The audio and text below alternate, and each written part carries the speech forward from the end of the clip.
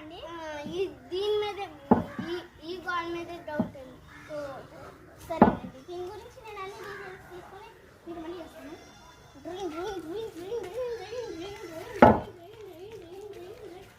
అని ఇందాక మీరు వీడియో చూపించారు కదా, అది మళ్ళీ చూపించండి, రిపీట్ చేయండి.